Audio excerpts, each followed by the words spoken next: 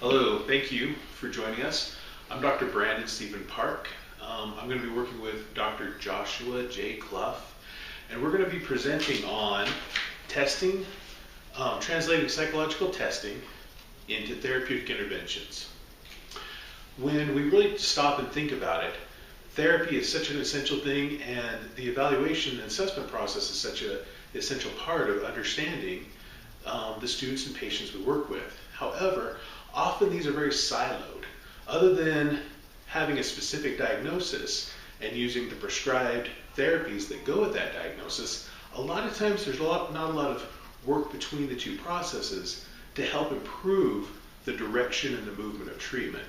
So one of the things we want to talk about today was how we can improve that process, and also have a lot of questions and answers in a session to really understand this better. For example, we're going to talk about John Doe. John Doe comes into us and gets a thorough evaluation. When we look across his evaluation, we find some interesting nuances and things that can help give us direction when we're doing treatment. For example, John has a verbal comprehension at 114. He has a processing reasoning at 122.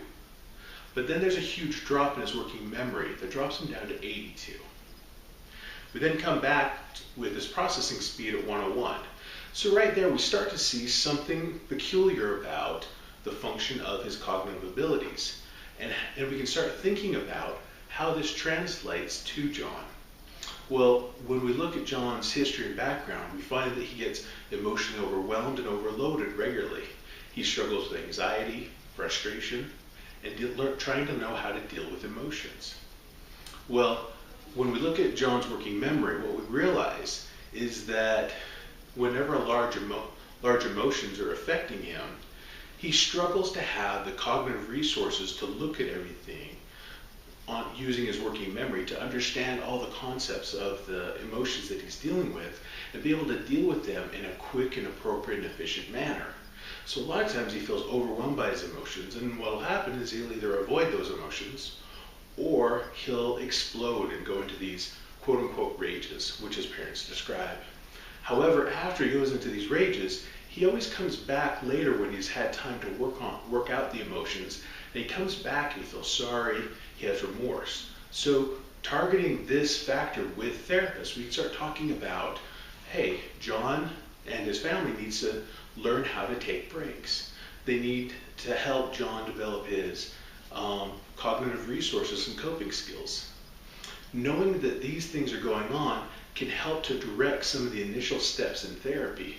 Granted, there may be many other things going on in the family system, and there may be many things that John needs help working with, but understanding this very simple factor that's tripping him up so regularly in his family life and other areas of his life can be very helpful.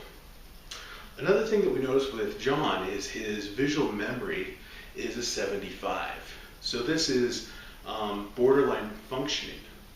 Well, memories are interesting. Our memories, we all have holes and deficits in our memories. We fill those holes and deficits in with our own emotions and perceptions. Since John has such a deficit in his visual memory, he's filling in massive and large amounts of holes. So he's going to have a different memory of how things happened, how scenarios happened.